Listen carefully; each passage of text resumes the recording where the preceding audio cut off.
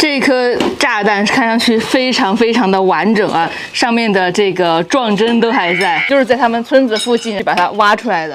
老挝某种程度上可以说是世界上最危险的国度之一，至今有几千万枚未爆炸弹藏于地表之下。今天我驱车前往老挝靠近越南的边境，那里有许多村庄至今被炸弹包围，在这里每一步的行动都必须循规蹈矩，不敢有一丝一毫的行差踏错。刚走进村子，我就发现这里的每户人家都不一般。 Hello，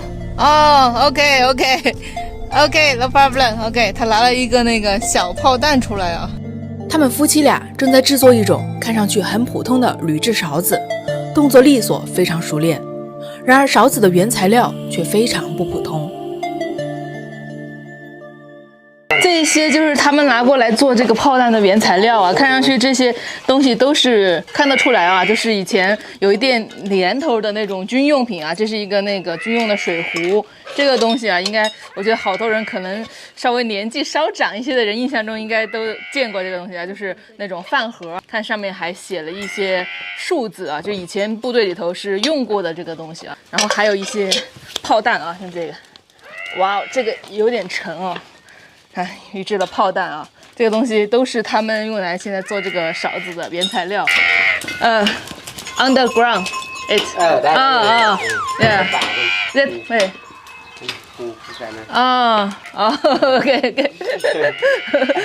我问他这个东西是哪里来的，我以为是他买过来的，他说不是，就是在他们村子附近啊，去有一些人去组织他们啊，在安全的情况下引导他们去把它挖出来的。然后挖出来之后，他们自己就可以把它带回家，然后去做各种东西来卖。这颗炸弹看上去非常的完整啊，上面的这个撞针都还在，摁一摁试一下，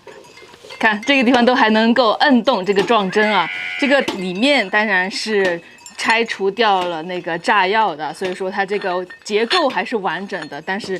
已经是一个安全状况的一个炸弹了。这个头呢就是铝制的，他们会把这个头拿来去做这个勺子啊。这个底下的部分很重啊，应该是铜制的。细看这个炸弹上，它的细节其实都还能看得到啊，像这个上面还刻着它的一些数字和字母啊，应该是这个炸弹的编号。这上现在能够看到这个头上面有一些痕迹啊，应该是他们把它从地底下挖出来的时候使用的一些工具啊造成的一些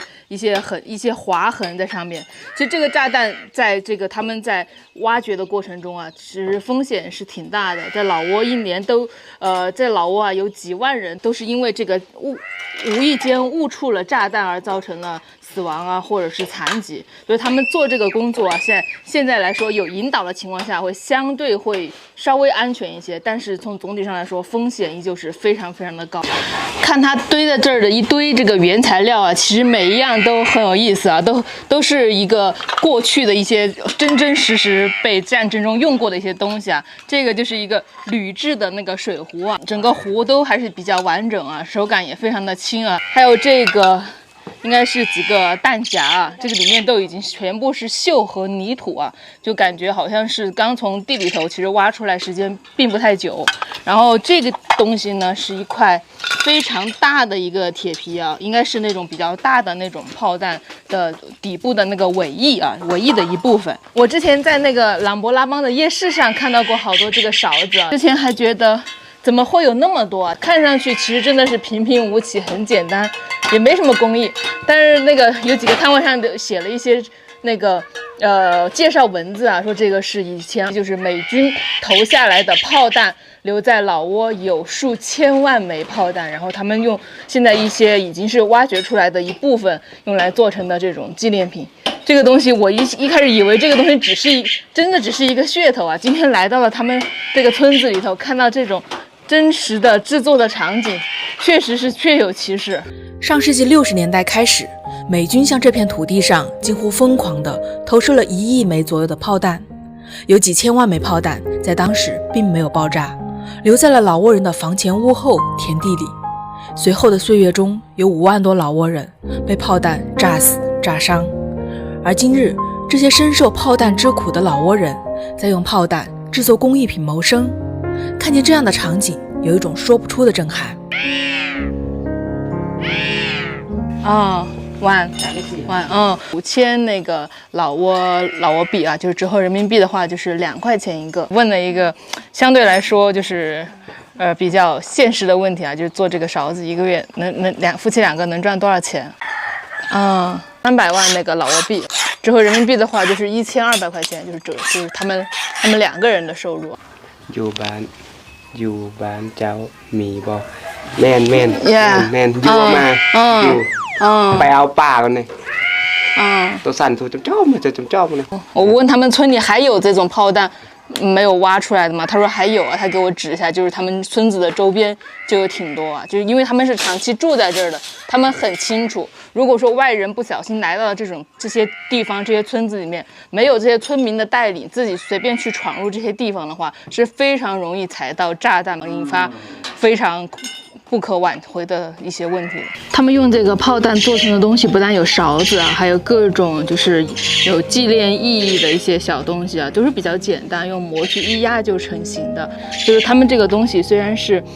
从原材料上来说是不要钱的，都在他们村子里头周边的大山里头去挖回来的啊。对于这个村子来说啊，有好几户人家，他们家里都是靠这个为生啊，1个月基本上是人民币几百块钱的收入啊，这也基本上是老挝的一个一般的一个人均工资的一个收入水平。来到这个地方呢，我也想支持一下他们啊，给大家送一点小礼物。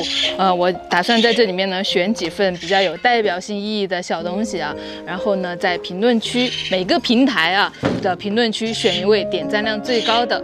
粉丝朋友送给他啊。回国之后我会把这些礼物寄给你。大家挑选的这一堆 OK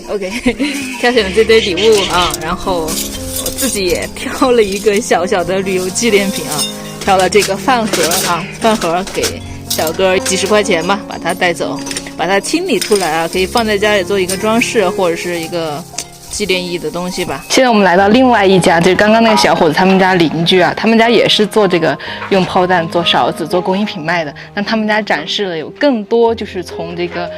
战场上战争中搜集来的一些原材料啊，这些东西看上去真的五花八门，就像一个小型的战争纪念馆一样。像这个是以前美军用过的一个勺子啊，现在看上去还是非常光亮如新的。然后有好多就是像饭碗呀、煮饭的锅啊之类的生活日用品，可以说是一应俱全。他们家说是一个战争的博物馆，真的一点都没错啊！在这个不起眼的角落里，还随意的堆放着一些飞机的残骸。这个就是应该是当年飞机的一个机身啊。那个应该是飞机的一个机头的部分，这个飞机在当年战争中应该是坠毁了，所以说在这边都是七零八落的一个状态啊，就是也看不清是原本的面目了，什么样的机型啊。我在村子的边上看到有这样一块牌子啊，这个牌子上面这是应该是某一个组织立在这儿的啊，就是展示了这个村子的周边的一个地图，现在地图已经看不清了，它应该当初是标识了，就是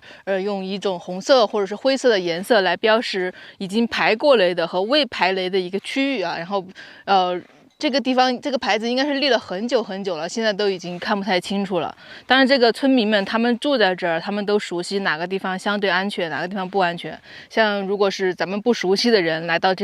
来到老挝的土地上，千万不要到处乱走，因为非常有可能就是误踩到那个炮弹的。在老挝每年都有人他们在耕种中无意间触发了炮弹，造成一个身亡的。这个事情虽然过去了已经有半个多世纪了，但这样的风险对于老挝目前来说依旧是非常严重的。有学者推断，按照目前的排雷速度，老挝还需要几百年才能完全清除这些未爆炸弹。你用炮弹摧毁我的生活，我却用炮弹来改造生活。